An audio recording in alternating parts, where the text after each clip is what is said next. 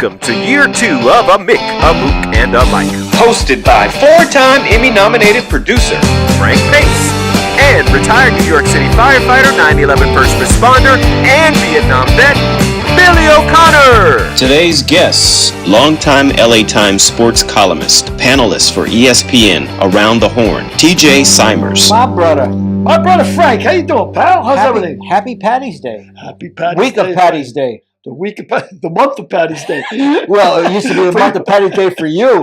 For you, it's the you week of lightweights. Patty's Day. For us, it was the month, you know? Yeah, a guy that has 8 beers and says nothing. There's nothing to it. That's the warm up. I spilt more than most people drank, Frank, over the years, you know?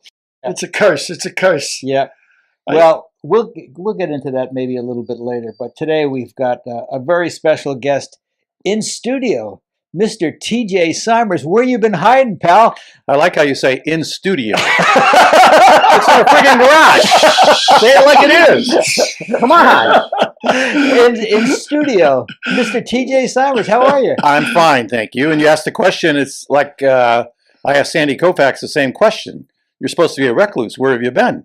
And he said, I'm here. You know, how difficult is it to find me? And he was right. I've been home. Yep. You don't call. You lie. You don't call. You lie. Well, we have had. You called so I could come on and do a show out of a garage. Okay. So that's been the highlight of my last 15 years. Well, good. We had a thing called COVID in the last 2 years. We were having breakfast regularly. Well, that was you wanted me to help you write your book. Yeah, sorry. And you Sorry, and you found someone much better than Billy. Not better. By any stretch of the imagination. Much cheaper, I imagine.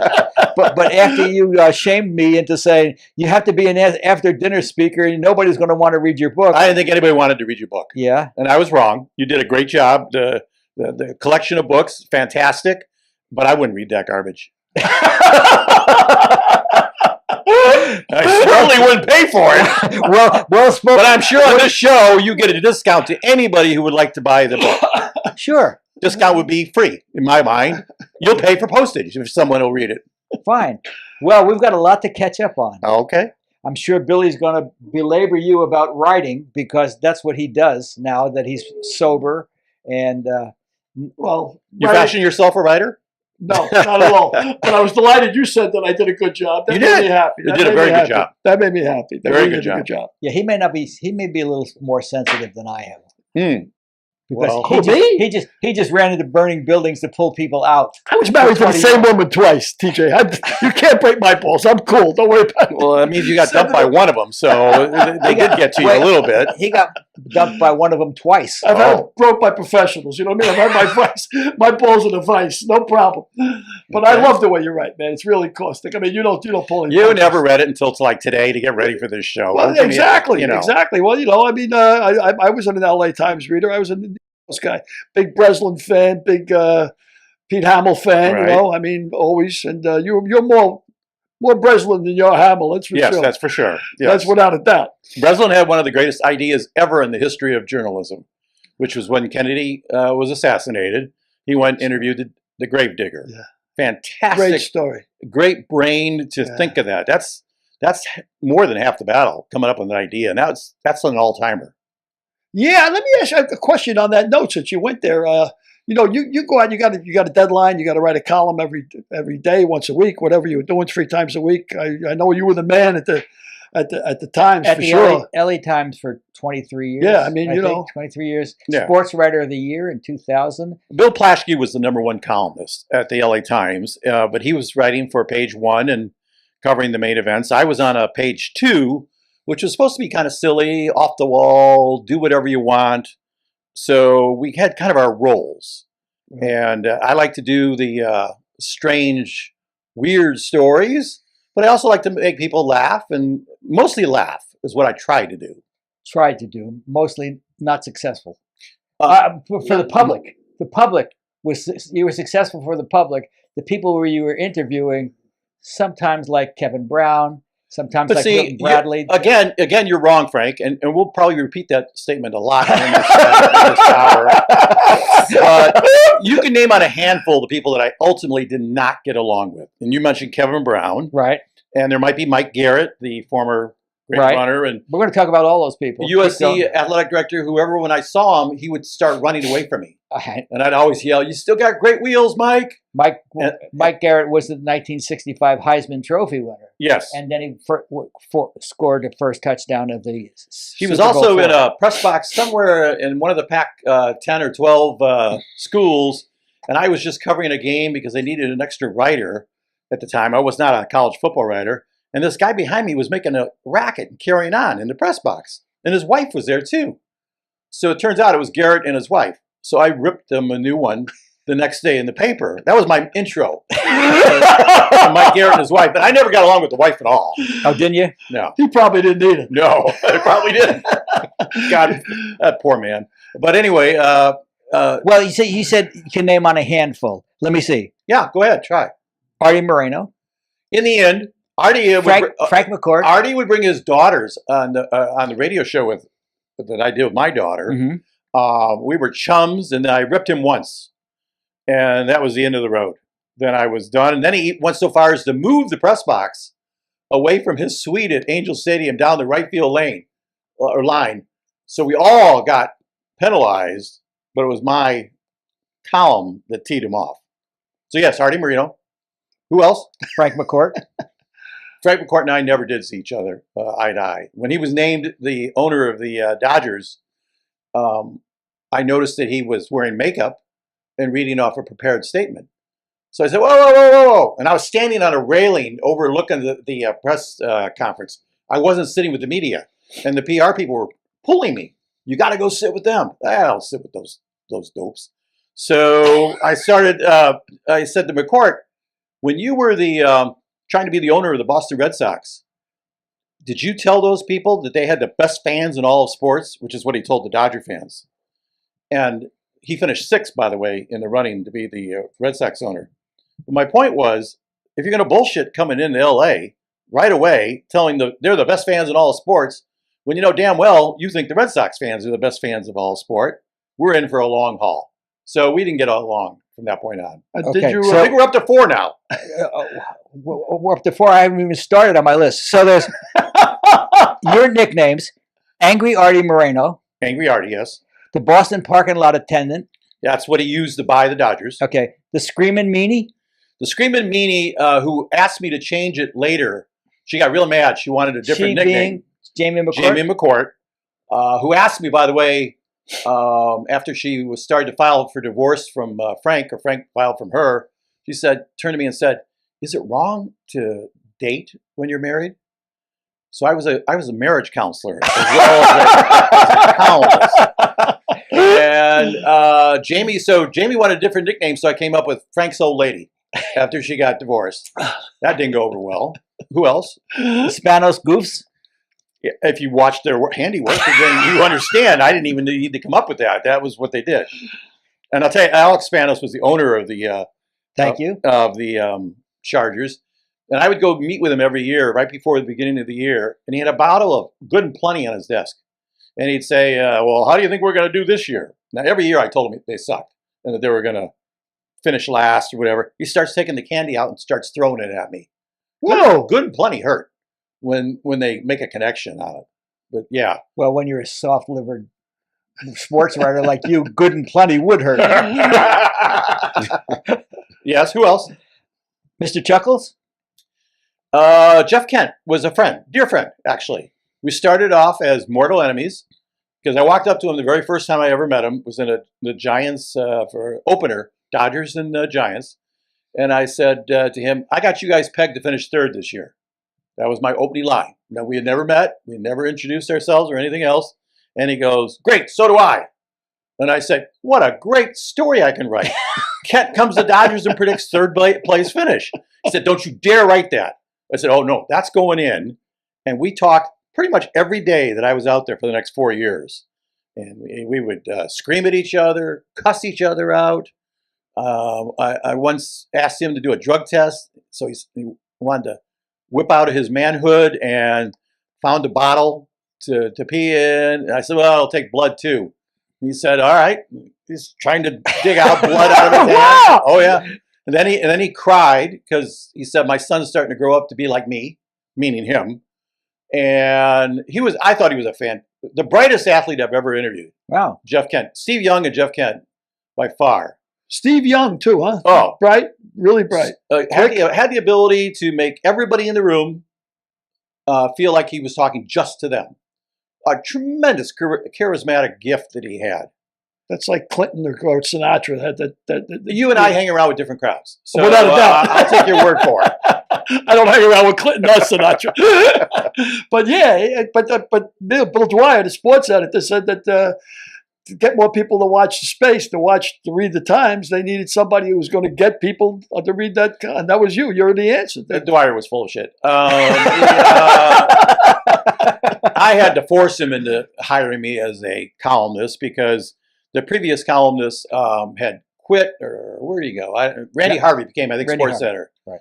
And so I finally went to Dwyer and I said, "Are you ever going to make a hire here?" And I don't know. He waited like 3 or 4 months and finally put me in the position.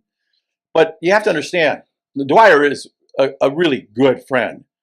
But I had known him from Milwaukee days because I had worked in Wisconsin and everything. So I went to the Times to try and cozy up to him to see if I could get a job a couple years earlier.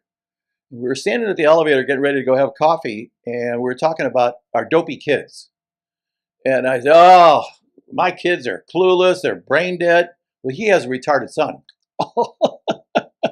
So, Jesus. and I think he said something like, "My son is mentally challenged." I said, "Well, you ought to meet my daughters. They're really mentally challenged."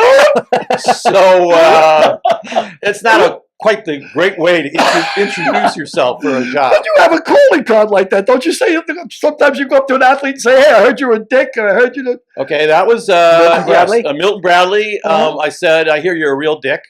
And he gave me an exclusive interview like several weeks later when he got in trouble, threw a bottle at a fan or whatever. And the reason he did it is, "I know you'll call it straight." Right. I got in trouble because of the Mark McGuire column. I went up to McGuire, who's now the hitting instructor for the Dodgers. Wait. So Mark McGuire, you got in trouble. So Mark McGuire's another guy who didn't like you. No, I think Mark McGuire loved me. I'm not going to give you a thing. So McGuire's a hitting instructor, and the Dodgers were last in the league in home runs. So I went up to him, and I'd never met him, and I said, "Hey, Mark, don't you think it's time to give the boys the steroids? Because we need to get some." And my editors took great opposition to this. Now, keep in mind, my editors are dopes, okay? But I had written so many worse things over the years, poke fun at the publisher of the LA Times, who was in Chicago, poke fun at them, killed Dwyer. And because I said to McGuire, "It's time to give the boys some steroids," and McGuire laughed. That's what they used Funny line. to start the process of eventually let us into court, because I didn't get along with them in the end. Yeah, you think? Did you ever go to war with your editors? I mean, did they look to cut stuff and you thought had to be in that column, and then did you have final say over it? I never had final say. Our understanding was, "I'm going to let you know all the time if I don't agree with you. Right. But you're the boss." Right. So I was never insubordinate, because that's just stupid, because that does give them grounds to get rid of you. Right. I would raise holy hell, and did many times, because when you're writing page 2, it was a different style. You weren't formal. You didn't call it the Cincinnati Reds. You didn't have Frank interrupting you to say, "Well, was he this kind of person or was he that kind?" You did your thing without the formal editor. And I'd point at Frank because Frank would be a great formal editor. I didn't want a formal editor around. Agreed. So, you don't want Frank around either. I understand. So There's an insurrection in the way. When you're under pressure to come up with a column, and of course you're looking for a story, like you talked about Breslin before, interviewing the Gravedigger, that was like legendary. I mean, of course he became the story himself with Son of Sam, with the with the Sure. But when you're looking for a story and you're having trouble coming up with a deadline, you can almost become the story. I mean, from looking at some of your columns, like Hunter Thompson, almost like you can make yourself the story. Is that? Well, I always thought that was like I had to cover hockey games. Right. I can't stand hockey, and I don't think anybody else can either. So I would write about my family, right, whenever I had to write about hockey and how they took to what was going on at a hockey game, or I went to the Stanley Cup finals when the Ducks were in it, I think. And there was a guy named Pronger, Chris Pronger, who is a real fireball. And we fought, in print. I'd go after him. And so I went to the Stanley Cup locker room as they were Wait a second. Another one of the more than one handful. Love me. Keep going. So we got, Pronger, I go into the locker room and they're in the process of trying to win the Stanley Cup. And I'm telling them how dull this is. Just, this is the worst night of my life. I'm at a Stanley Cup hockey game when I could be home watching, Seinfeld or something. And I said, win the cup, bring it to the Children's Hospital at UCLA, and then I'll show up for that. Well, they won the cup. They brought the cup to the Children's Hospital and put it in the bed with kids. The cup was as big as some of the kids. And I thought that was cool. But that's things people can relate to. They can't relate to, a bunch of Russian skaters speaking a language they can't even understand and trying to read their names are hard enough just to get past that. That's ridiculous. Go ahead. You're all hot to trot to get more names out. Big baby Barry Bonds. Barry Bonds. Now, Barry Bonds was a load. He was a load. So I went up to him, for example, and I said, Barry, you and I are neighbors. He looked at me. I said, yeah, you live in Beverly Hills. I live in Placentia. The thing about Barry was Barry would listen to you, ask a question, stick out his hand, and you were supposed to shake it, and then go away without ever saying a word. So if you could ever get Barry to open his mouth, that means you struck a chord with him. So Jeff Kent and Barry hated each other. They took a swing at each other, or Kent took a swing at Bonds when they were teammates. So when Kent came to the Dodgers, I got him to auction off a Kent jersey for the children at the hospital. I think we were up to $300 initially. And I went over to the locker room where Barry was sitting in, the Giants locker room, and I said, Barry, I got a chance here to make you look really good. And that's hard to do, but I found something that can make you look really good. So he looked at me and I said, we got a Jeff Kent jersey. The bidding price, I think, is $300. Money goes to sick kids and takes care of them. And he goes, all right, put me down for $350 or whatever it was. And I said, oh, and you also get 2 tickets to the first Dodger playoff game because they're going to be in the playoffs and you guys aren't. That's it. And he threw up his arms, I'm done. So he was done with me at that point. But I would go to him at various times. We'd have a 1 or 2 sentence exchange because I would prick him. And he would try and fight back a little bit. And that was my Barry Bonds experience. I also remember a story which tells me a lot about Bonds. A guy brought his father down to see the Giants. The Giants took a bus, where the fans could stand around the fence, see them getting on the bus. Well, the grandfather had a Bonds, had an old Willie Mays autograph ball, and threw it over the fence to Barry to sign. Now Barry just put it in his Mays pocket. was his godfather, right? Is that right? Yes. Godfather. Just put the ball in his pocket, got on the bus, and took off with the ball. With the ball. Prick. Yeah. Priceless. So you told me Jeff Kent was one of the smartest guys you ever interviewed. I love Jeff And yet Kent. he took a swing at Barry Bonds. That don't sound too smart to me. To me, very smart. If I was going to hit anybody or try to hit anybody, it'd be Bonds. Get him to hit Big back. head. You can't miss. It definitely wouldn't take many of them to make a dozen. That's for sure. No. Kevin Brown. Kevin Brown was priceless. When I got the column, I went to the Dodger locker room for the first couple of days and didn't write. I just wanted to see things because I had covered football up until that point. And Brown stood in front of his locker and he was trying on his baseball cap for literally like 10 minutes, putting it at different angles, looking in the mirror and all this. Finally, I said, do you need help with that? I mean, are you having a problem? He had no idea who I was. None. So I wrote the next day for the first time, my very first column. I said, Brown walks around all grumpy like he has been told that he has to wait 10 minutes for his limo to arrive. That was in a big column. Next day when I came in, he stood on a table in the middle of the Dodger clubhouse, started throwing things at me, picked up a box of sanitary socks and threw it against the wall, was kicking stuff at me and saying, where's my limo? Where's my limo? Where's my limo? Then he had a meeting with the PR staff, me to be kicked out of the clubhouse, and all the LA Times writers kicked out of the. Now, meanwhile, one of my associates, the beat guy, is walking around to every Dodger going, "I'm not with him. I don't work with that guy. I don't have anything to do with him." So Brown and I didn't get along. I would go to him every so often. He would swear at me, and I'd say, "Slow down, you're talking too fast." And I'd write down the cuss words. And his last start was for the Yankees at Angel Stadium. So I made sure I was there. I waved to him from across the locker room. "Bye, nice career. See you later."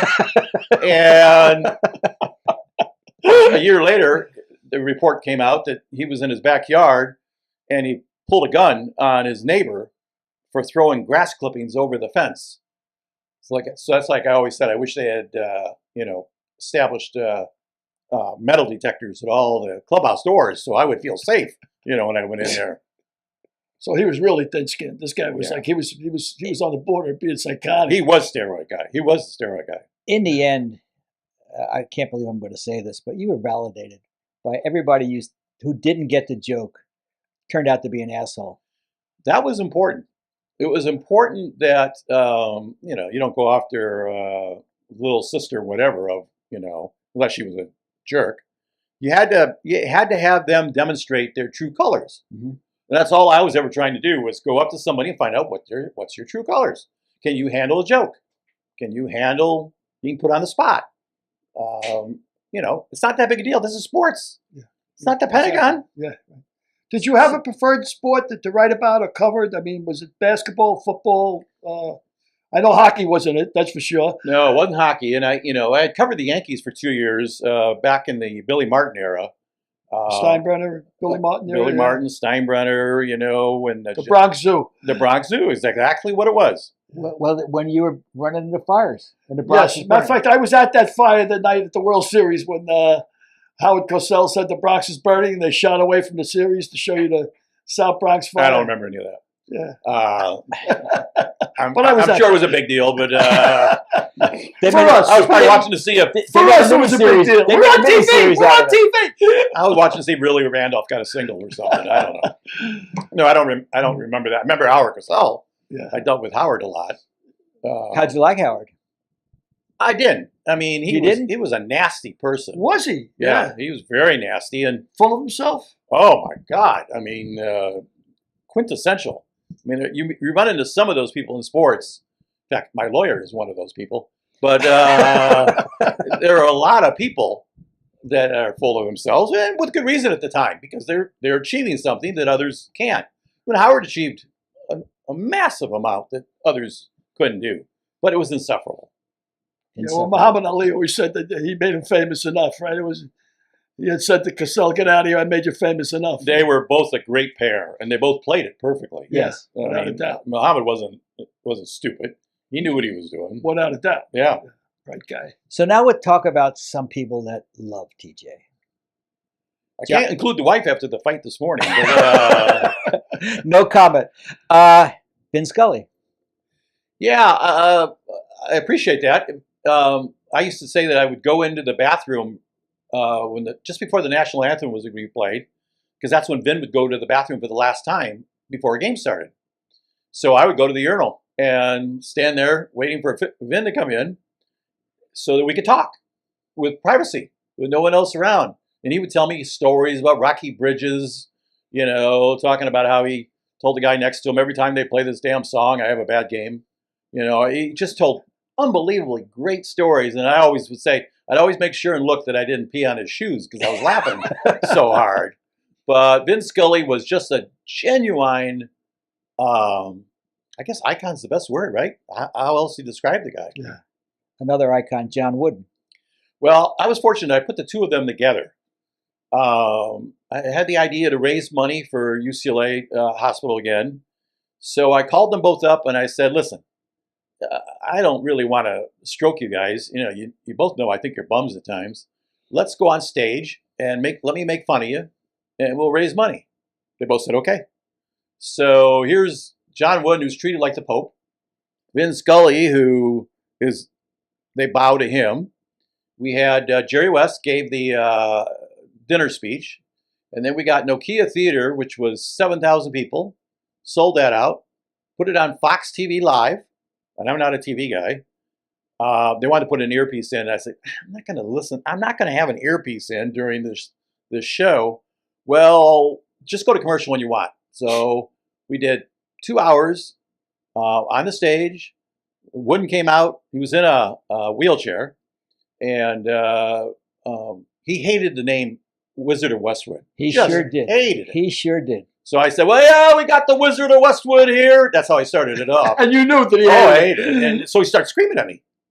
And I said, okay, well, we'll call you Pope John, or Saint John, whatever you like. And he hated to be adored.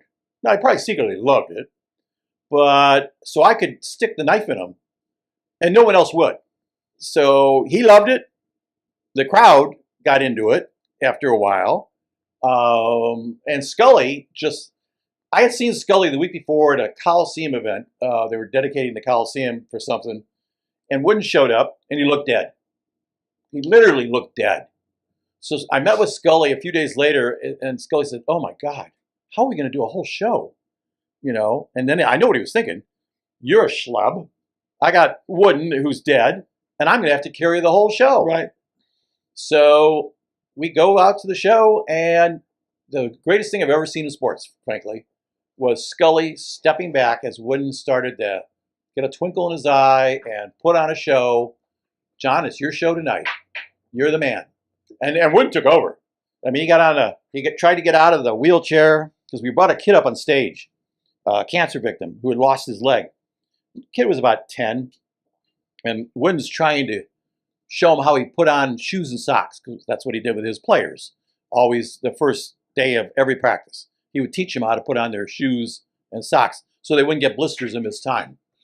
And it sounds silly, but we had Walton telling the whole crowd what it was like to have Wooden, because Wooden would take his shoes off, and he described Wooden's toes and how ugly they were, and what a gnarly thing to have your old coach down on the ground trying to put your shoes and socks on. So we did it with this cancer kid, and Wooden's saying, my fingers aren't as deft as they used to be. Now trying to explain to this guy what deft means, meaning me. And so everybody's hollering. He's doing just a thing.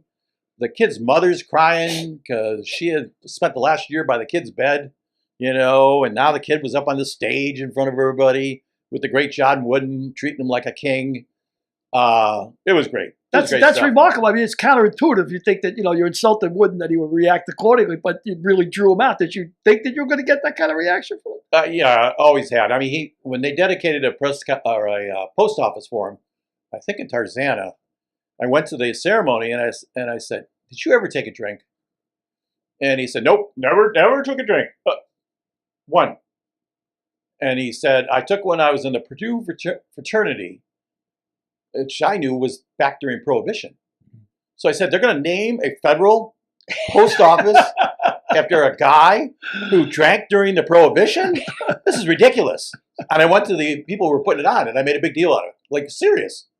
And of course, he loved that thing. But that's how I got along with those kind of people. It's like Koufax. We had Koufax at one of these same events with Joe Torre and Koufax were the two main guys. And Koufax, I had never met until the day before. We had a 4-hour breakfast, and he said, "You ask me anything you want. I'm gonna correct the record and straighten everybody out and do all this stuff." And this is the recluse guy who supposedly is in hiding all the time. So the first 3 questions I asked him, he said, "Yes, no, yes." I turned to the audience. I said, "Ladies and gentlemen, have a good night. This is about as well as we're going to do here." And I tried one more tack. I said, "You know what? Henry Aaron kicked your ass. You couldn't get that guy out. He hit I think it was 378 or 422 off of you." And Koufax, all of a sudden, it was the competitor. Leaned back in his chair. "Well, let me tell you about Henry Aaron," he says, coming out of this shell. He said, "I decided to throw him a changeup in one game. I threw him a changeup, and he hit a one-hop line drive that bounced towards third base, and Tommy Davis was playing third base. Hit him in the chest. Davis picked up the ball and threw him out. That's how I got Henry Aaron." And then he goes on to tell the story.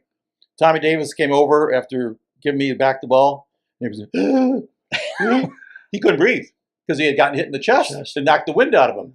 Don't you ever throw that pitch to him again, you know? And Kovacs was doing the breathing and all that for the audience. And it was a man who no one had ever seen, who just all of a sudden let loose with this great story, great dramatics. And for the rest of the night, he took over and put on a fabulous show. Because I had introduced him as a man who had thrown 4 no-hitters. And everybody in the audience, you know, of course, clapping. And then I said, and he's here with another man who hit into 4 double plays in the same game, Joe Torre. Now everybody's booing me.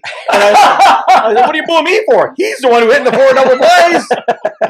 And they get along famously. Yeah. Yeah. Well, 2 of them are New Yorkers, right? I mean, both of them, Torre and Koufax was a New Yorker. So, I mean, breaking balls is a thing in New York. I mean, that's part of the game. You know, the world doesn't revolve around New York. I hate to break that to you. I mean, you had to move all the way out to the mountains of California. Find that out. Yeah, exactly. Best quote I ever heard about Henry Aaron. They asked some pitcher, how do you pitch to Henry Aaron? He's like, throw my best up, and then I go back up third base. Yeah, that's true. That's the way Koufax felt. Yeah. You know, it's funny that you mentioned John Wooden. Don Rickles, later in life, I talked to his son about Larry, and he said he rests 23 hours a day so he can be Don Rickles for 1 hour a night on stage. Mm-hmm. And that's the way Wooden was toward the latter part of his career. Well, Wooden had, in his own way, boundless energy. Yes. Sitting in a wheelchair. I watched people come up to him, and they literally genuflected. And he would tell me, you know, I love that Angelina Jolie. You know, I mean, he would, you know, he was just a regular guy. You know, I remember one of the last visits I had to him, I said, you know, you couldn't coach today, because I was always pulling his leg, but I said, you couldn't coach today. The kids today, they got hair on their face, and you never allowed any of that stuff. And he said, no, all I would say is they couldn't play for me. And he was convinced he was still the great coach. Right. Just like he told Walton, you know, Walton wouldn't get a haircut. And Bill, I think that's fine. That's a fine decision. But you won't be playing for me anymore. He said, we'll miss you. Yeah, that's right. Yeah. Well, he was always a teacher, right? Teacher first, coach later. He liked to think he was. Life teacher. I think he liked to think that. You know, there's part of when you get to, you know, being that great. I'm sure that was part of the Koufax thing. Koufax made it sound like one of the great quotes he gave me that night was, my grandfather always taught me the most important thing in life is time. So therefore, I don't like to talk about my stats or anything else. Yet he knew every single stat inside and out. And if I was off by a home run or an inning or whatever, no, you don't have that right. Well, what do you mean I don't have that? I said, you won the gold Corvette for being the MVP of the X amount of World Series. No, I didn't. It was a silver Corvette. And until you acknowledge that, he wouldn't go on. So a little funky in that kind of way. Do you think he retired too early? It wasn't my era. I don't know. So he thinks it was right because he just couldn't do it anymore with his arm. I mean, with the pain and what he had to go through to pitch every time was excruciating. So he's probably one of the early guys that got hurt by pitch count. No, you don't think so? No, I don't think pitch count. Anybody even considered that. No, I know. If he was pitching today, he would not have had. So your question, Mr. Pace, is if he was pitching today, he would be hurt by the pitch count, or he would be helped by the pitch count because he would not pitch 350 innings every season, season after season after season. So that if you want to be that precise, he would be helped or hurt if he was pitching today. But we're not talking about pitching today because he didn't pitch today. I stand corrected, Mr. Saunders. Thank you. Let me jump in here a second. Now, you've interviewed them all and seen most of them. I mean, not all of them, obviously, but most of them. You said Steve Young, Jeff Kent, smartest guys you ever interviewed. How many times are you going to ask that question? I want to segue from there. Give me a second here.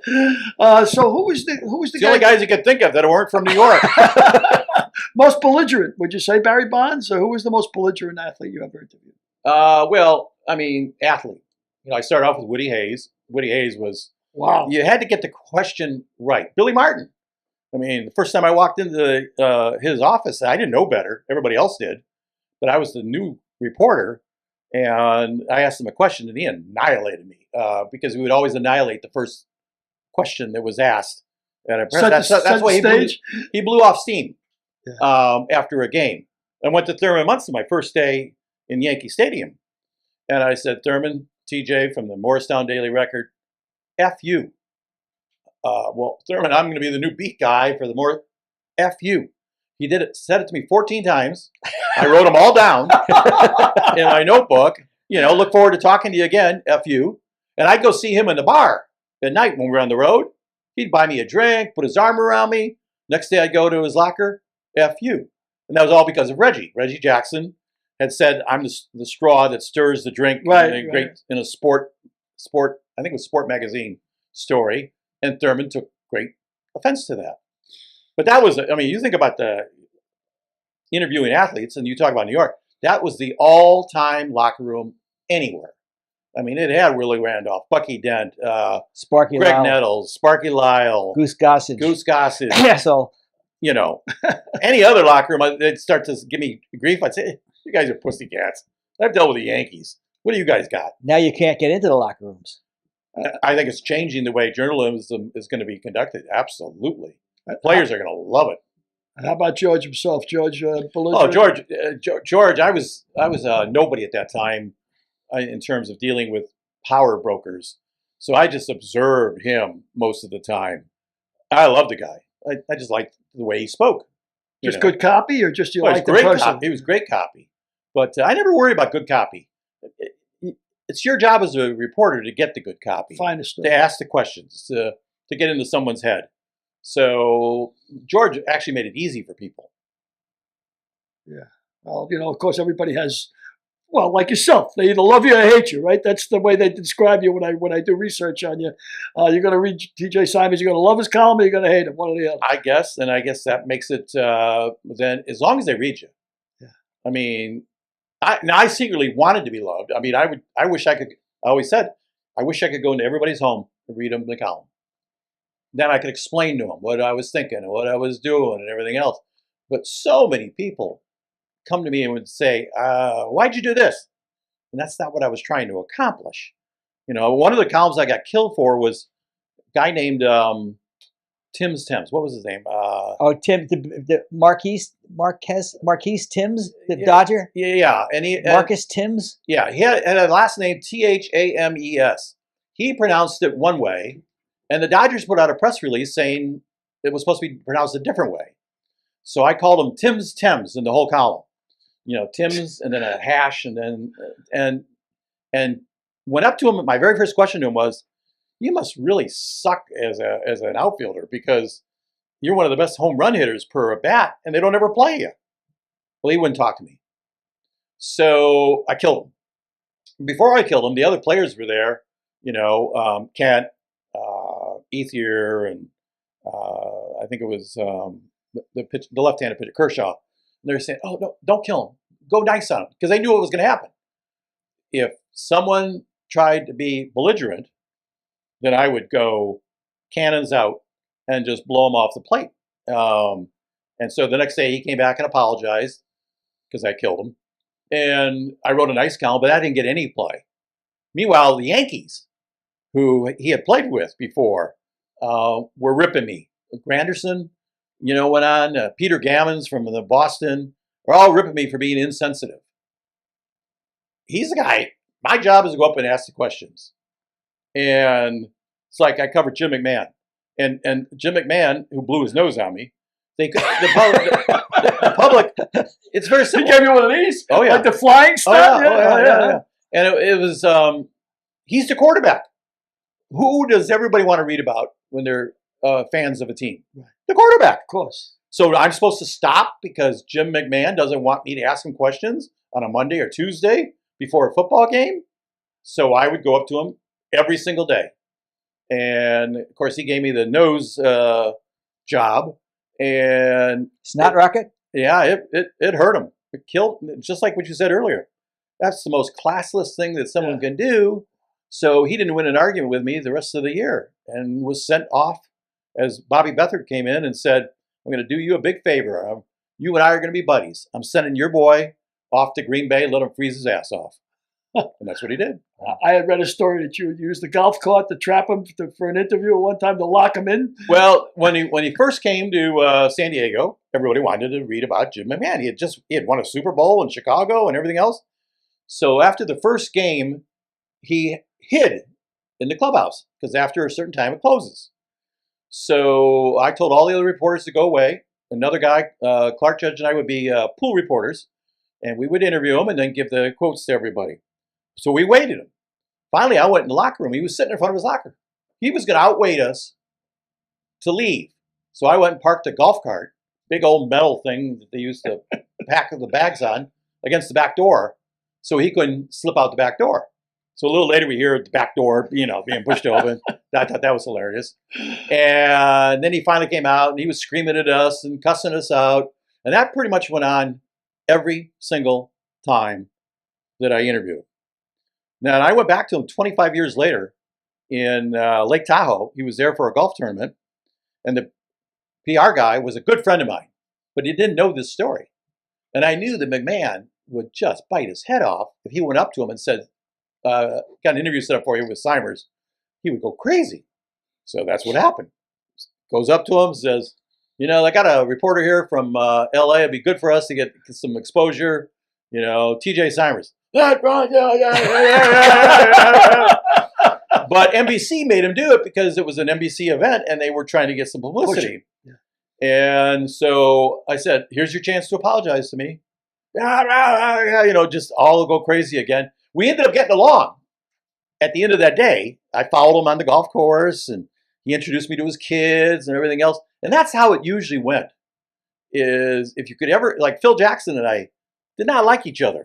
But as soon as I started showing him grandkid pictures, he would show me his. And we became then very sociable. So that was all that to me is part of the job, is figure out a way to get into someone's head, to get the best out of them for letting people know what they're really like. We got so many different ways we can go with this interview. You mentioned Phil Jackson. Billy asked you earlier if you had seen Winning Time, the HBO special. No. You ought to watch it because not interested. They portray Jerry West as an asshole, as an arrogant asshole. I'm not a big fan of Jerry West. So I would kind of agree with. I didn't think he was an arrogant asshole. I just think he was inept in terms of the way he conducted himself. It's socially inept. Jerry has come to me and wanted to know why I didn't like him. His son came to me. Why don't you like my dad? I just wasn't a big fan of his. And I didn't think he did a good job as a administrator. I didn't think he was all that. So I can't speak to that, giving you a different point of view. Yeah, they told the story about how he didn't want to draft Magic Johnson as the first draft choice. He wanted Sidney Moncrief. Wonder how history would have changed. Is it true? Yes. Well, then there you go. You just you got your answer. Your point. It's true. And Jerry Buss made him draft Magic. I've only seen one highlight for the show. And they made Jerry Buss, he was standing on a table giving a speech or something. Jerry Buss wasn't anything like that. I played in the World Poker Tour with Jerry Buss. Did you? Oh, yeah. And he kicked my ass. He ran me out of the game several times. But I got to know him as a kind of a guy, instead of, now I didn't get to know him during his prime when I probably didn't have the shoe leather to keep up with him. Right. Playboy Mansion, the whole deal, right? He was like a real player. Yeah, a real player. Yeah. But no, I have no interest in seeing that show. Yeah, well, neither does Magic. Okay. I don't have any interest in seeing Magic. I'm not a big fan of Magic's either. Well, why don't you expand on that? How do you... I think he's been given a little bit too much credit for his business administrative skills. No one can argue what a great basketball player he was. That's not even here or there. But I got involved with him because he was buying a piece of the Dodgers, and I didn't like the way they were doing business. And so Magic and I got into some real toe-to-toe, which, by the way, is hard to do when you're looking up at a guy. Mm-hmm. But I just never felt that he was as sharp as other people suggested he was. I believe that's true. Well, I mean, when you I believe that's true. I mean, he was never a good coach. He was never a good administrator. Certainly wasn't a good talk show host. He wasn't a good talk show host. He's short himself. He's surrounded himself with really brilliant. Now that's smart. That's super that is smart. Yeah, absolutely. That is smart. That's why Billy putting you with him.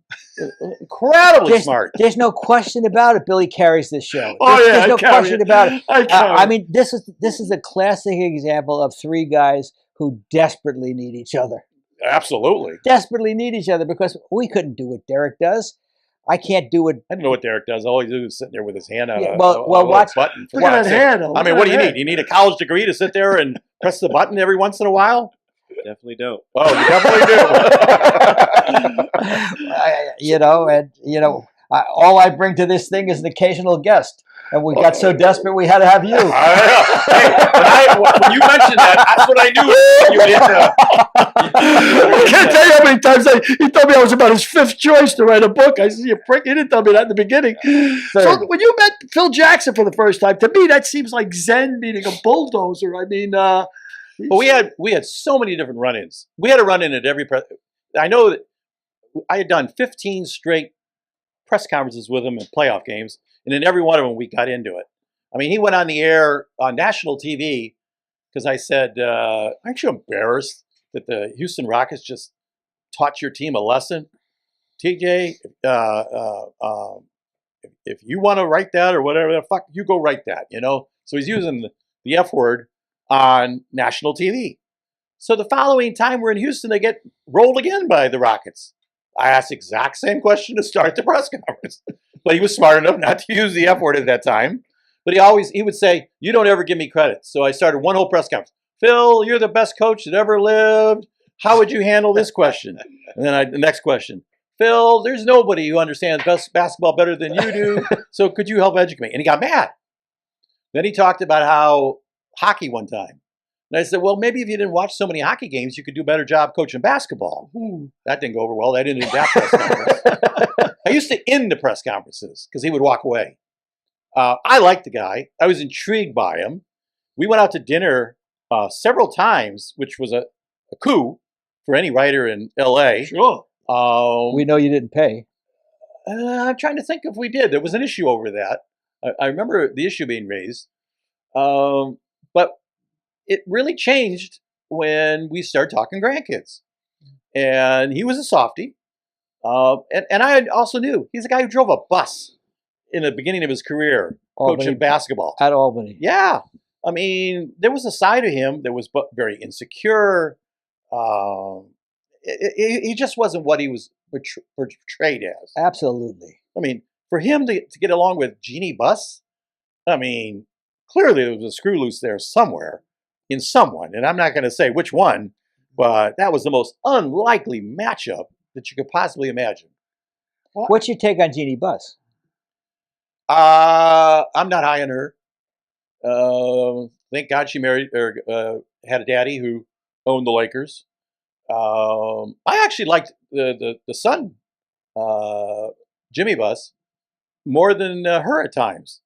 He got trapped into an image that he couldn't get out of because of his earlier life and everything else, and so he's not in the picture anymore. But Jeannie's just someone who had it good. I just had and what have the Lakers done? That whole Jeannie Buss, Kurt Rambliss's wife, all that. It's so ridiculous. Pelinka. I'm not a Pelinka guy at all. And a lot of people don't know it, but he played on that Kentucky team. No, he didn't. Michigan. He was the Fab Five. He was the sixth man on the Fab Who am Five. I thinking of then? Who was Pelinka? Huh? You're thinking of Pelinka. No, you know what I'm thinking of? Riley. Riley played on the Kentucky team. Yes. Thank you, Mr. Pace, for pointing that out. If I ever write again, I'll remember to use you as a You're right again. fact checker. No, I don't think so. You're writing a book, I believe. The book is done. Cool. And we'll see, hopefully it'll look better than that schlock. But, Does it have a name? It'd have to. Doesn't have a name yet. Uh-huh. Well, why don't you put up the book without a name by T.J. Summers? That's not a bad idea. Fine. But no, I haven't thought of a name yet. Starts with Lasorda because when I had my trial, first day we're waiting for Lasorda to show up. We're going to talk. So this is a good segue to talk about your trial. Go ahead. Okay, so I'm on a trial. It's the Simers versus LA Times. Right. 2015. 2015.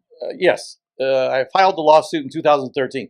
They didn't fire me. They wanted to demote me. They wanted to take one column away, and then eventually, because of false pretenses, they took 2 other columns away, and they wanted me to be a reporter. Yes, and the pretext for their lawsuit was you had a stroke, and you were filing for termination based on your stroke. Correct? Well, that was part of the trial. That Right. wasn't why it had nothing to do with me leaving the paper. They just had the management there. All of a sudden, they had a problem with the Mark McGuire column. Things that just didn't make. They were just dreaming up stuff. Right. Now you were writing 3 weekly columns. At 3 the time? weekly columns at the time, and just had broken a couple stories of Donald Sterling at the time. So I was on my game at that time. Now I had a stroke in March, and in May they called me in and started taking things away. So I fought them. Eventually they demoted me, so I sued them. And in the suit, we're sitting in a courtroom, LA Superior Court, largest courthouse in America, and we're waiting because Lasorda is going to come and testify. And the judge says, "Now we're not going to fawn over Mr. Lasorda. We'll just treat it like anything else." So finally, he comes into the courtroom. He stopped on every floor to sign autographs, have his picture taken. He sits down next to me. He's breathing hard and coughing, and he goes, "Whose trial is this?" "It's mine! It's mine!" And then when he went on the witness stand, it was one of the funniest things that I've ever seen. Their attorney starts to quiz him. And I thought they'd say, "Thank you for showing up, Mrs. Lasorda. Have a good life," and everything. I didn't think they would try and go after Lasorda on the witness stand, but they did. "Mr. Lasorda, if you were going to eat at a restaurant, wouldn't you like to know that the brother of the chef is a critic at the newspaper and has given a good, they're trying to demonstrate like conflict of interest or something." Lasorda goes, "Huh? What? What are you talking about?" "Well, Mr. Lasorda, if you're going to eat, and they've said nice things about the restaurant, and that's what's brought you. That doesn't bring me to the restaurant. I just want to eat. That's all I want to do. Put the food in front of me, and if it's good, I'll eat it. If it's not, I won't." "Mr. Lasorda, wouldn't you like to know a movie director?" And he starts the same tact. And he goes, "If it's a bad movie, it's a bad movie. I don't watch it. I leave." And the guy could not get Lasorda. I mean, it was. Now you understand what umpires went through, because he played word games with this guy through the entire time. And this is a seasoned professional, a full partner at a law firm. And so Lasorda claimed that the jury gave him a standing ovation when he was done. I saw one lady stand. So that was we had a little different opinion on that. But Lasorda was a great help, because the thing about it was he came to the trial. His brother had died on Monday. And he was supposed to come in on Wednesday. He came in, and he was going to go back to the funeral in Pennsylvania, which he was still going to do, but he wanted to honor his commitment to appear at the trial. This last trial, Joe Torre appeared. So we've had good fortune with people who supposedly didn't like me or get along with me would still show up. I went to bat for you. Yeah. Well, Exactly. you always got along well with Lasorda, because you always propped him up in your column, sometimes undeservedly. See what kind of word that was?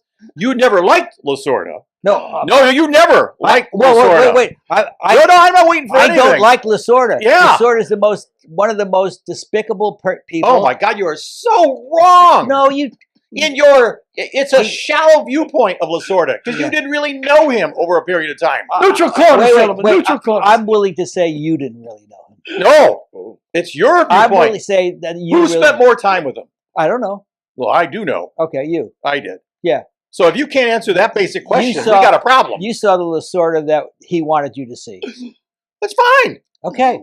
I'm Do saying. you show the Frank Pace that you want people to see? Absolutely. So why are you opposed to Lasorda behaving like Frank Pace? Because You don't like the way you behave? Because the person that I want you to see is a lot closer to the real person than the person. Oh, that get Lasorda out of is. here. What are you talking about? Now we're talking percentages? Yeah. You're nuts. I may be. I think Lasorda was a fantastic human being. Was he a narcissist? Absolutely. But every one of us has aspects of what we do or are part of who we are that might not be the most desirable. I didn't like his approach to his son. His son was gay. And I asked him in a restaurant that we used to go to frequent a lot. I said, could you ever love a gay son? I knew you paid that night. Go ahead. No, I never paid. He never paid. No, I never paid. Okay. Get your facts straight. Okay. I asked him the question, could you ever love a gay son? And he said no. And I would not write that in the paper. Why? While he was living. I thought he would take too much grief for that without having a chance to explain himself. Towards the end, one of the last times we were together, we actually went to a restaurant, and next to us was a mother, father, and a little baby. And Lasorda lit up when he saw the baby. And I asked the mother if Lasorda could hold the baby, and he did. And he started talking about his dead son. And he was there at his bedside when his son died. And his son apologized for not being the son that Lasorda liked.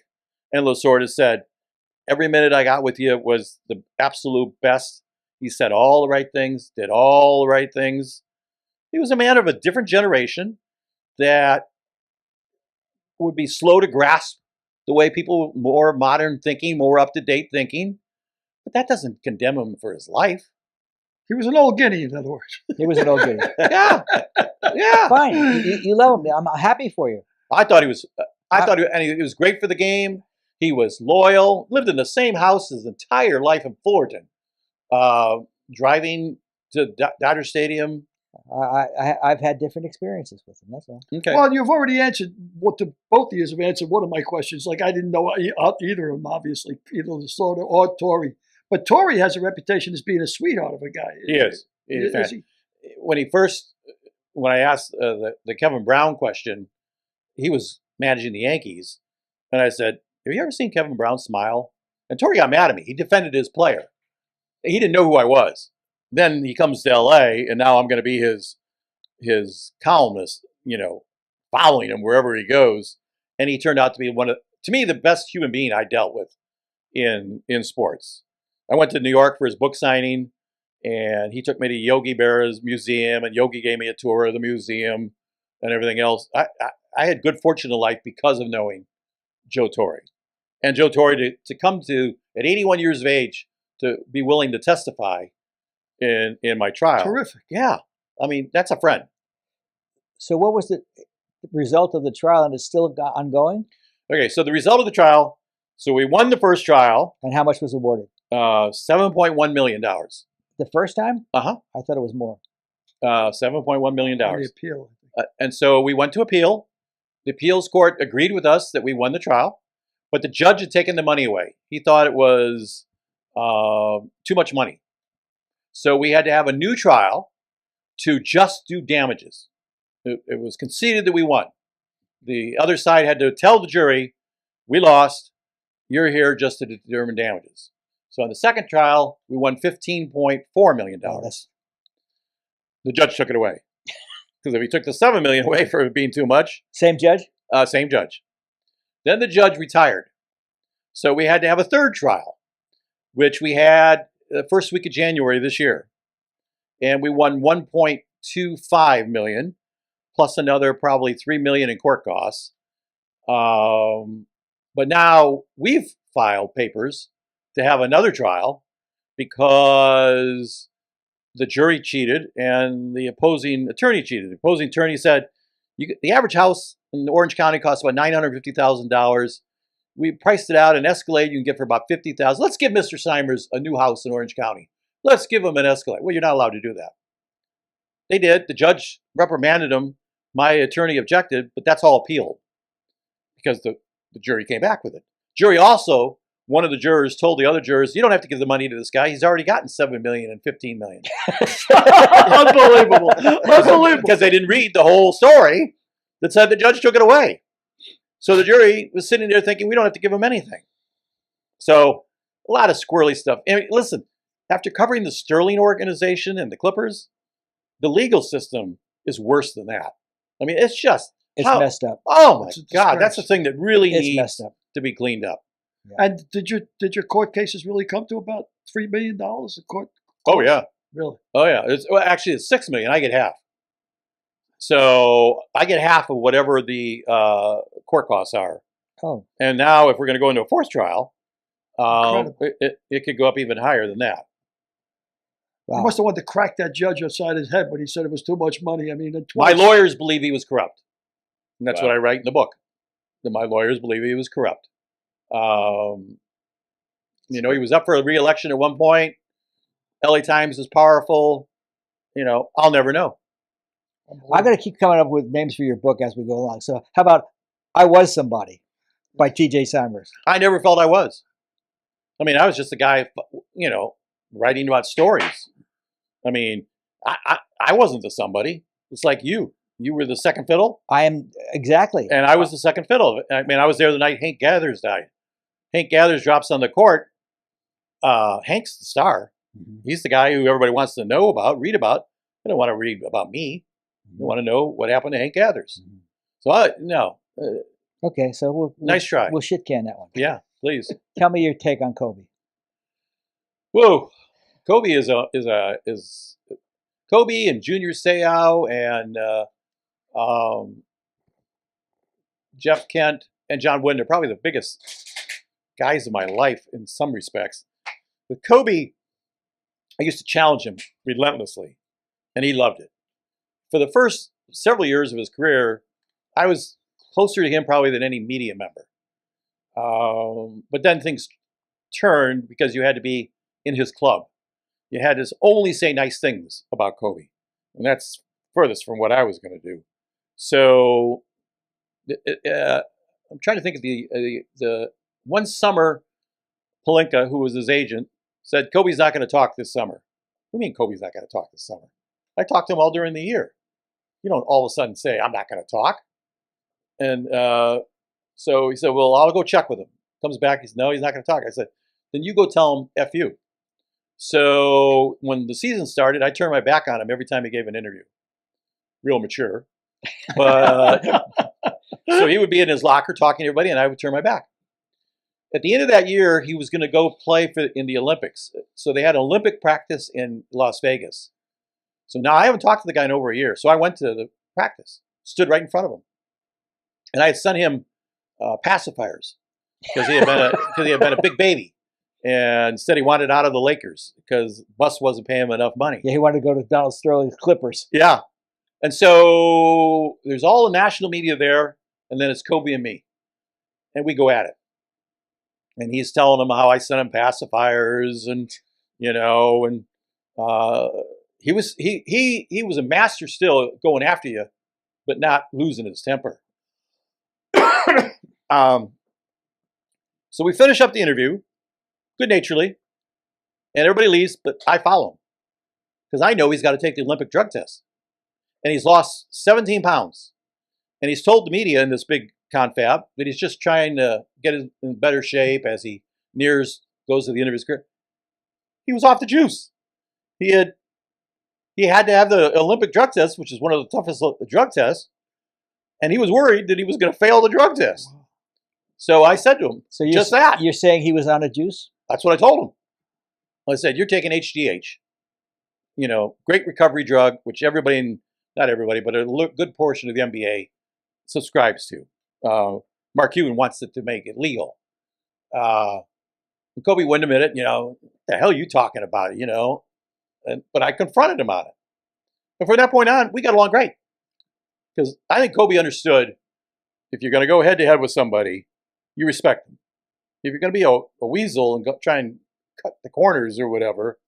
So we had wonderful run-ins where his back might be turned and I would say something to him and he'd turn around to see who was asking the question. He'd see it was me and then he'd start smiling and then it was okay. I love Kobe Bryant was an incredibly smart athlete. I wish we could have seen what he would have done in his career. And it was so close to me, the aspect of him coaching his daughter, because his daughter was the same age as my granddaughter. Right. I was hoping they would play each other. I wanted her to kick her ass. My granddaughter kicked Bryant's daughter's butt. But because the night Kobe set the NBA record for most threes in a game was the night that I had gone out to him on the court before the game. I said, let me bring my daughter down and teach you how to shoot threes because you suck. You cannot hit a three. So he set the NBA record that night. Came off the court and said, yeah, tell your daughter I only missed 6 shots. I said, she's never missed 6 shots in her life. So then he wanted to have a contest with her. And then he got involved in the rape thing. Yeah. So I said, not a good idea to have the contest. She did shoot against Dwight Howard. Yeah, she beat Dwight Howard. She beat Dwight Howard. Free throw contest. Free throw contest, and then they shot threes against each other. And there's an example. I love Kobe. I love Dwight Howard. Dwight Howard had a great, I thought, look at life in a cockeyed way that athletes do. And Kobe could not stand that this guy smiled or took anything irreverently or, wasn't as serious as Kobe was. And I think Dwight paid the price for that. I got so many things I want to get into. I got the baseball strike. I want your take on the baseball strike. I want your take on the Lakers, Russell Westbrook. God, all you got is cold coffee. My God. Yeah, well, the show. Where's the young lady who serves your coffee? Yeah, well, she's in Pebble Beach. Okay. And if she was here, she wouldn't be serving your coffee anyway. so there. What's your take on the baseball strike? I don't care. Okay, I think that's what they've taught us all to feel. Yeah, we don't care about baseball. Baseball is a stupid sport now anyway. It is. It takes so long. 3.5 hour sport. We're all old men, and we should be more patient than the younger people who have been trained to be impatient. But I don't think it's a good sport. LeBron, Lakers, and the Russell Westbrook situation. The whole LeBron. First of all, that's my only regret. I think I would have liked to have hung around and still be writing columns for the LA Times and dealing with LeBron, because I don't know how many times people told me, "Oh, you can never get along with this guy, or you can never cover this guy." Well, that's my job, so you would go do it. Might not always turn out the most pleasant, but it would still be something that I think would be illuminating for people how they handle everything. I've always thought LeBron handles things excellent. I don't think you can criticize him except for some comments sometimes, thinking a little bit bigger than life. He's not a bad guy.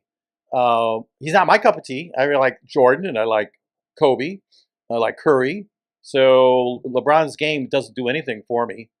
I think the Lakers are in deep kimchi. The way they were put together, and I'm not surprised. Pelinka, all the different people pulling at the Lakers and wanting this and wanting that. I'm sorry for Westbrook. And I saw a feature on him on TV. I don't know him that well. And a wonderful human being.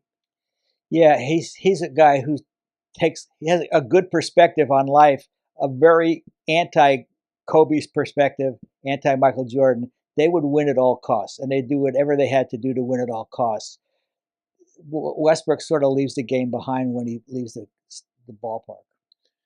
Yeah, but he doesn't do a good job when he's at the ballpark and understanding that his presentation and demeanor don't do him any favors. Yeah, there was a game last Saturday when he set out the last 8 minutes of a game they won, and their record's 3-1 in games he set out. So what? Minute. No, I mean, come on, the old soccer coach that you're going to start throwing numbers around like that? I mean, you got to paint a better picture at 3-1. Oh my God, 3-1. Anybody, you can find anything to fit 3-1. Yeah, you're right. You're right. I take it back. I stand corrected, TJ. I'm such an ass. Billy, I don't know how like you were telling me earlier, I don't know how you do this. I really don't. I stand corrected. I'm a rivet to my people. A rivet. Yeah. I don't get it. I mean, Derek was explaining that it's a duo that's a real load, but you were the one who said it's all Frank. That's because he knows he'd be sitting on a hill today. Sitting on a hill. Big white house. What's your take on the USC head coach, Lincoln Riley, spending $17 million for a house? Why would I care? Well, why would I care? Why wouldn't you care? I mean, that's the kind of thing you would have fun with writing a column today on Lincoln Riley spending $17 million on a house. And don't tell me you wouldn't. I don't know if I would or not. I don't know if it means, I mean, people always would tell me column ideas. And I'd say, what's the second sentence? What's the second paragraph say? Your idea of a great column in 25 words, I got to go write 1,000 words. It's not that easy. I love that line. What's the second column going to say? Yeah. Second line. Well, was this your idea of a great column? That's one of the most embarrassing moments of my career. That's what Frank says to me all the time. Working with me is the most embarrassing moment in his career. Yeah. It's come to this: me and you in the garage with Billy O'Connor. But this Mook. Billy, instead of Frank talking, tell me about your writing. What do you? Oh man, the best compliment I ever got was a guy told me once, "You write like you're double parked." I said, "That's a good compliment. Okay. I like that." Okay. You know, subject, verb, object, go. Uh-huh. Subject, verb, object, go. That's Okay. the way I believe it should be done. But you believe all writing is rewriting, and TJ is the exact opposite of that on his column, not necessarily on his book. I rewrite everything. You didn't. That's not what you told me. Yeah. That's not what You're you just told not me. listening. Oh, I I'm listening. I fine. rewrote You everything. said, I don't have the luxury to rewrite. A lot of times I didn't. Well, then you. I had a deadline. But if I had time, it's like my wife wants to put in my tombstone, and why she's thinking of that already, I don't know. But she wants me to put just one more funny line. I always was looking for just one more funny line to put in the column. Title of your book. One more funny line. I might. That's a That's possibility. pretty good. Yeah.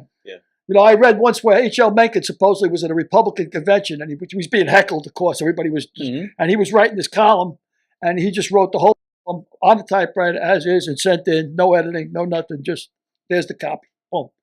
Well, that happens a lot when you're on deadline. I mean, Laker game went into 10:25, and I had to be done by 10:30. I mean, Wow. that's, and people thought I could have another day where I had 12 hours to write the column. They expected that column, each column, to be the same, the quality. You can't write quality on 10:25. Laker 5 minutes. Or the game went into 10:35, and I was supposed to be done at 10:30. Now guess which team won, and it's a 1-point game. You can look like an idiot, the Lakers just are blowing it, and then they end up winning. So it's not a system built to make you look good. Somebody who tries to look good all the time is Bill Plaschke of the LA Times. I think I know your take on Bill. Why don't you tell the audience a little about your... Well, I once wrote that if there's an ambulance with the sirens going off in Seattle right now, he can hear it. He knows when there's a sad story somewhere around the country. He's drawn to it. It's like an ambulance chase. Huh? Yeah, well, he's drawn to award-winning columns. You can't win. It's like I always say, the first contest I was ever in was when I was in DeKalb, Illinois. I was a wrestling writer, and I was up for Wrestling Writer of the Year, but the guy who won it was blind. I didn't have a prayer.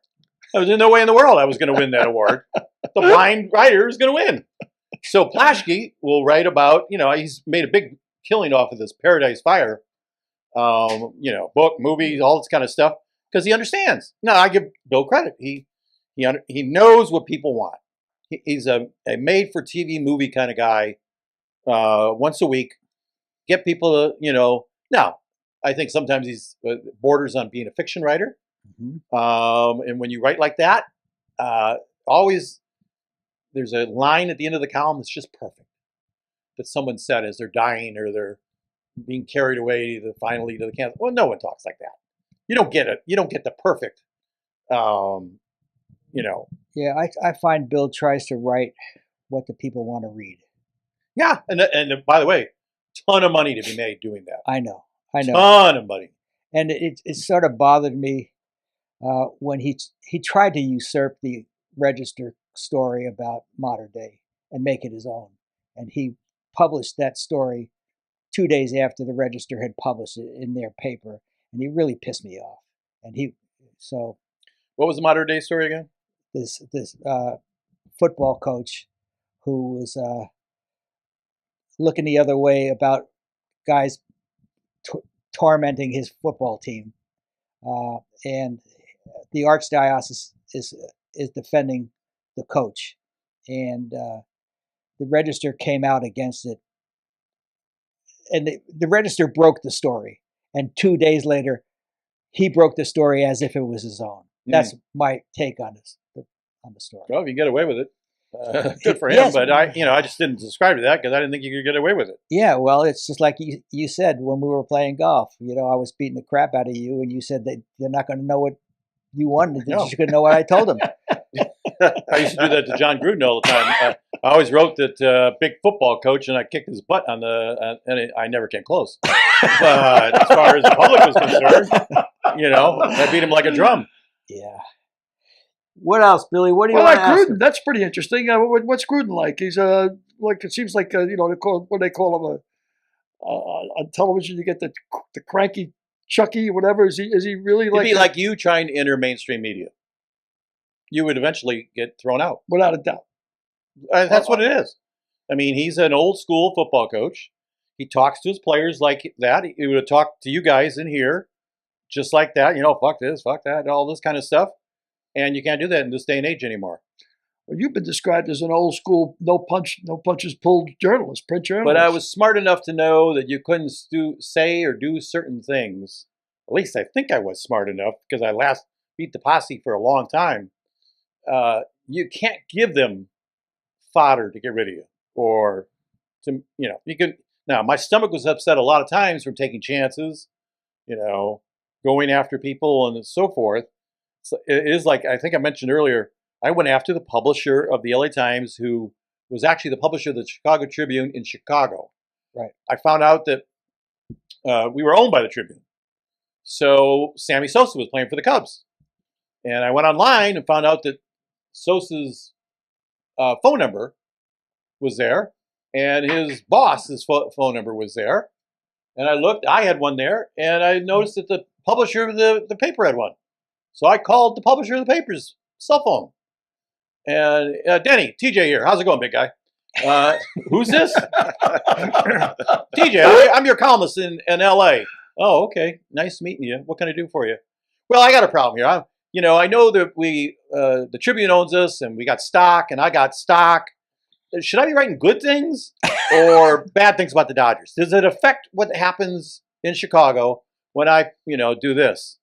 And he's fumbling around trying to, he said, "You're not writing this stuff down, are you?" I said, "That's what you pay me for, big guy, to come up with columns and everything else." So I wrote a column the next day, quoting our exchange. I said, "I don't need the editor at the LA Times or the publisher at the LA Times. I got Denny. Denny and I are on, speaking terms at the top." Now, Denny had taken his phone number off after I had called him. He took it off. So I did rip Denny about that. Denny, bad move, react. So I figured what I was doing was, there was a purpose for it. If I could rip the guy who could fire me in like literally seconds, how could any athlete be upset with what I wrote about them? I wrote about my daughter. I said the daughter who can't get a date. That was her nickname. Now, if I can write that in the newspaper, how could any athlete be upset with me when I say they're no good or they can't play or can't do whatever? There was a purpose for it all. It diffuses. They might not get it though. They probably didn't. No. I think it worked in the long run. I think it diffuses the fact. I had a contest for my daughter to get a date, and found her. I picked out the guy, rented a 14-seat limo, took the whole family and everybody else, and went and picked him up. We all took bets to whether he would reach for the beer before we got out of the driveway or not. He did, and made fun of her and him and the date and all that. Now, if you can do that as a father, how can someone get mad at you for, saying that Tim's can't hit? Yeah. So that was the reasoning behind a lot of it. That's why also, when I do seriously mean that, I don't think there's more than a handful of people who are really pissed when it was all said and done. I mean, I think by and large, everybody started to understand the shtick and felt silly if they didn't get it or that they were the butt of the joke. I mean, Kevin Malone, the general manager of the Dodgers, who had a press conference and claimed that we ran him out of town, had big posters and pictures of Plaschke and I. And I had killed him. I gave him the nickname Dodger Boy because he called himself Dodger Boy in an interview that I heard on the radio. And so from that point on, I kept calling him Dodger Boy. Now, I wouldn't use their real name. Like with the owner of the Dodgers, I never called him Frank McCord. I called him the Boston parking lot attendant. And so it was a different language being spoken in the column. It wasn't formal. Formal, I think, makes you more of you're going to hurt somebody, you're bringing charges against them or whatever. So there was a purpose. And when I talk writing, that's what I talk about. How do you get your personality across? I mean, you have a different personality. Be the one you, yeah. How could you get your personality? I mean, should you worry about formality? You should never worry about formality. You're the last guy in the world who should worry about formality. I agree. We're wrapping up because TJ's going to cough himself Yeah, to I death am. drinking cold coffee. And Derek, you got any questions? I do. Where'd you get this style? So were you always you just referred to it as a shtick? Yeah. Where did that come from? Well, my dad worked for Chicago newspapers all of his life, but as a laborer, and I read 6 papers a day because he'd bring them all home. And you've probably never heard of a guy named Mike Ryko. I have. Okay. So someday you probably will. He was not a sports columnist. He was just a columnist for the people. And he just talked normal. And he talked about race. He wasn't kind about race. He wasn't kind about anything. And he got a reaction out of you. And to me, so many writers are just mooks. They really are. They go out and they work for 8 hours, type out a column, and no one reads it. It's boring. Like How can Billy you- and me. How could you be boring? Like this interview. Take an axe. Take it out. I'm sorry about the coffee or all of a That's sudden. okay. But I just think it's the greatest waste of life to have a forum and be boring. Yeah. Makes no sense, No excuse for it. You're right. you know? And people will come up with, you've come up, I'm sure, if I went down your list of podcast people, there's probably a couple of people there that shouldn't be there. But they were friends once in your life for 5 minutes or for 5 minutes a day even. It's like, what do people get fired up about? So Like I would want to today. find out what you get fired up about, what you enjoy or don't enjoy. That's the key. Have you? Okay, so your communication style is Boy, you got a nice voice. You should make radio your life or TV better because you got a good looks too. well, thank you. I hope Billy, you're I on think camera for that. I am. It's sort of like I don't know if you spend any time with comedians. Well, We had a great interview with Vlade Guerrero and George Lopez with TJ Simers. I brought George Lopez to Angel Stadium to be my interpreter to interview Vladimir Guerrero. And they would speak Spanish back and forth to each other and laugh it up. They're making fun of me. That's hilarious. That's funny. But I love in terms of experience of comedians. I guess maybe just studying them. 2 things I study: movies. I go to movies. I want to see somebody give me their brain. Something different. Pulp Fiction. They started the movie at the end and then finished it at the start. I like things like that. Is that one of your favorite movies? It's not one of my favorite, but I like the techniques Okay. that were used in it. What are your favorite movies? Arthur comes to mind. First half hour of Arthur is brilliant comedy. And then, I'm a sap. Spencer's Mountain, for God's sakes, which none of you never even heard of, with Henry Fonda and Maureen O'Hara. I like, and I also like John Wayne movies. I like people being who they are. I like Clint Eastwood being Clint Eastwood. I think the tendency now is we're artists. Let's show our artistic bent. No, It's not called show art. no, It's called show business. I like, I was fortunate. Frank took me to watch Don Rickles, who I had interviewed on the phone previously, who was so boring. It was terrible. And he sent me a card and apologizing for being boring. And I went to his show, and it's a great example of it was showtime, baby. Just like all that jazz where, you look in the mirror, showtime. That's your job. You got to do it. Put it on. And I would do that with the column. I'd type out 4 graphs or 5 graphs, and I'd go, oh my God, that is so deadly dull. And I'd say, time to be TJ. Now that sounds corny and stupid, but it's a persona that you have to kind of interject into what you're doing. So so in other words, you like to get to the genuine person. Absolutely. What the hell else is there worth? Everyone is so trained Right. to give you something that isn't real. How do you get real? And how do you do it in this day and age of journalism when you can't get to them all the time? or there's 50 people surrounding them. How can you possibly get inside someone when you can't even get to talk to them? Yeah. And I know Frank is, I'm sure he's looking at the clock and counting down the seconds in his mind, but I do have some more questions. Something I noticed about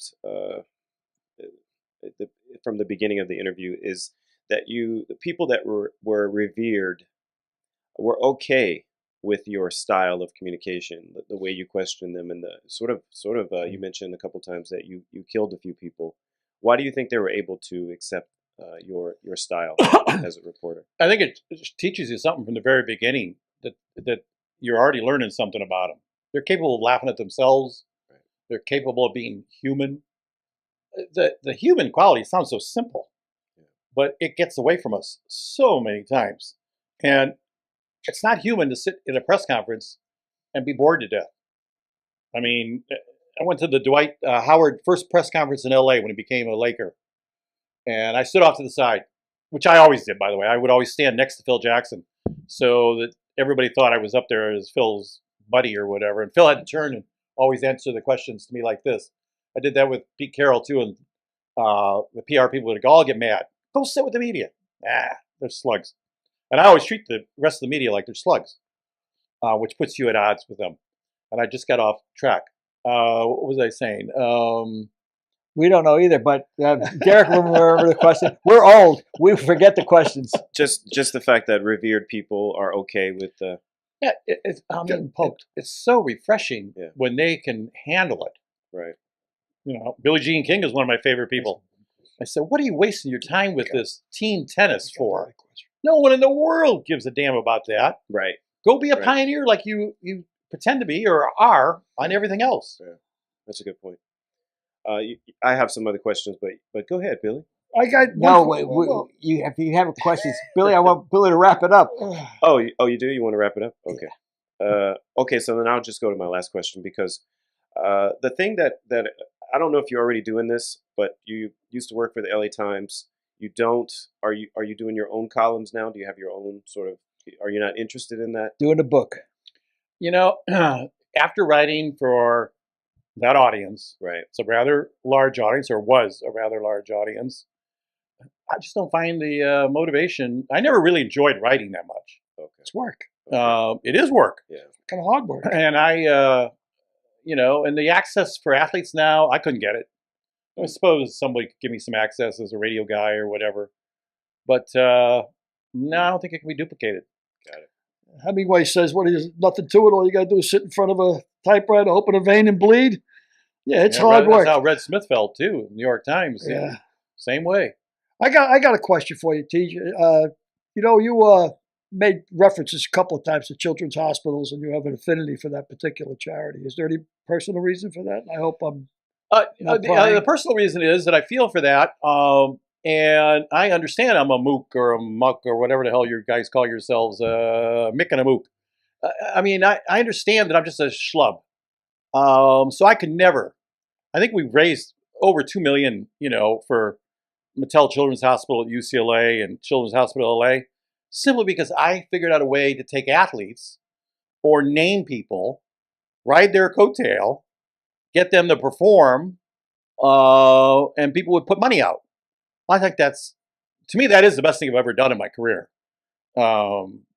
because that was meaningful. That's like my hero is at Mattel's, Dr. Fetterman, because he was in the next room and there was a kid just sobbing in there, and I go, "What the hell are you doing to that kid? This is such a miserable place." And he was singing. I said, "What are you doing?" He said, "I know that every kid's going to leave here probably better off than when they first got here." Well, it's a great philosophy. It's great work that he's doing. So we were able to provide him enough money and built a foundation that he could save the terrible ravages of bone cancer treatment on kids. It would wipe out their bones in their legs and everything else. And he was studying that. Now, what more can you do? There isn't a column you could write that's more powerful than that. Or more rewarding. Yeah. So there's no, the grace of God. Good. That's what never I had was a guy. hoping you Never had a kid that was that sick. But I see these parents. I did see the mother come in the first morning with that kid with the leg. She didn't know it at the time, but I did, and so did the doctor. She was going to be there for the next year. She never left that hospital. Sat by that bed for the entire year. And so part of my issue with the LA Times when we had a run-in, I was told it's not our job to help the misfortunate. That's what the editor of the paper told me. And I said, you and I are not going to see eye to eye on this one. They ordered me not to write about Mattels. What was that editor's name? Devon Maharaj. Devon Maharaj? Yeah, he's in Orange County. Not that I hold a grudge or follow him around anywhere. I didn't mention. I didn't quite hear that name. Devon Maharaj, and I hope nothing happens bad to him in the next couple of days. Be careful crossing the streets there, Dave. Look both ways. Well, TJ, I hate to say this, but you've been a delight. Well, I saw the list of people you had on previously. Yeah, and the LA Times, not having you write for the LA Times is our loss. Well, thank you. I used to look forward to your column every freaking day, and we miss you. And give my best to Ginny. And your granddaughter is an accomplished basketball player. Don't get me started. In on that. part, She doesn't practice as hard as she should. In part because you're her coach. Not anymore. Oh, good. She's in her own world now. She's a teenager. She listens to music, sits, sleeps, and she should be out there shooting threes. Well, I'm sure she'll start again. No, she won't. Okay. I went through this with her mother. I already know what's going to happen.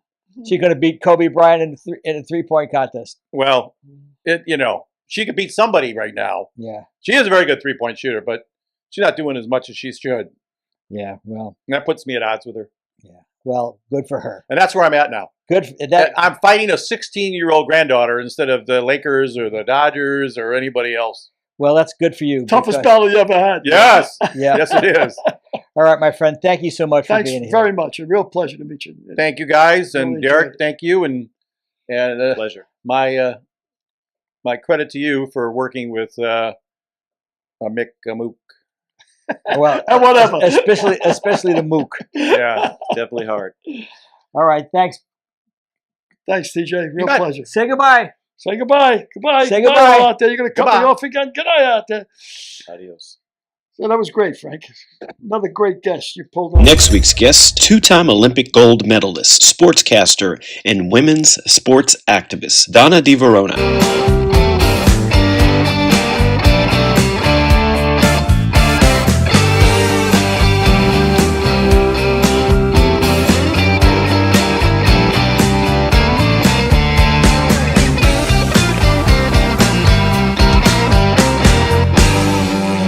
We'll see you next week